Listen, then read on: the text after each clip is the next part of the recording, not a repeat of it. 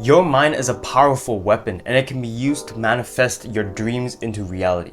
Like imagine getting that dream physique, being able to effortlessly pick up girls, being able to get your dream grades or achieve financial freedom. All of that can be manifested in your mind. So many top 1% guys like Tony Robbins, Michael Jordan, Steve Jobs, and Bill Gates, they've all done this technique before. So if you want to get better grades, develop skills, and absolutely win in life, then please continue to watch this video. Let's talk about the law of attraction. The law of attraction basically says that when you think about positive thoughts, you will get positive outcomes. And if you think about negative thoughts, then you'll get negative outcomes. Basically, you get what you give. And the reason why visualization is a huge part in this law is because when you vividly imagine your goals and you think about them all the time, there's more chance of you actually attracting that into your reality. Step number 1, you want to set a clear goal. Visualization is the most effective when you're focusing on a specific aspect or a skill that you want to improve. So if you want better grades, then maybe visualize yourself as an academic weapon and completely crushing your exams. If you want to improve at a certain sport, then visualize yourself doing a certain motor movement, like hitting a volleyball or shooting a 3-point, whatever it is. If you want to improve your social skills, then imagine yourself leaving trails of happiness wherever you go. Now that you have a clear goal in mind, step number 2 is to create a detailed mental image. Visualization is basically replicating an event that you can do in real life, but in your mind. Like that's literally what visualization is. So the more realistic your visualization is, the more powerful that it will be. When I was selected to be the valedictorian of my school, I had to draft, edit, and perform a speech in like 3 weeks. And keep in mind, this was like during exam season, so realistically, I only had like 3 days to practice and do everything for my speech. So I was only able to practice my speech like around 5 times. However, I did visualize myself doing the speech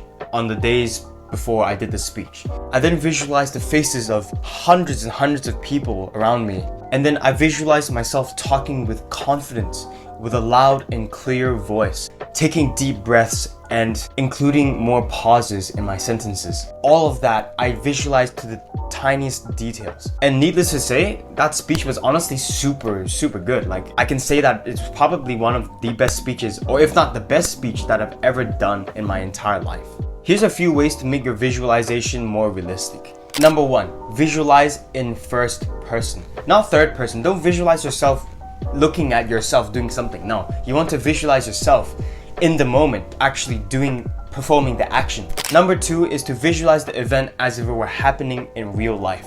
You don't want to be impatient, because visualization, like I said earlier, is doing something that you've done in real life in your mind. So the speed has to be the same. It should match. Step number 3 is to give your visualizations an identity or a name. I know this sounds super simple and dumb, right? Like giving your visualizations a name. But it's incredibly important because it allows you to replicate that visualization many times over and over again. There's actually a very special type of visualization that I do from time to time, and it's called future sight.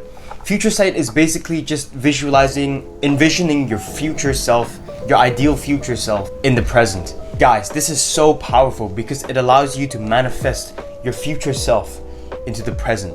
That's honestly crazy. When I do future sight, I visualize myself in university.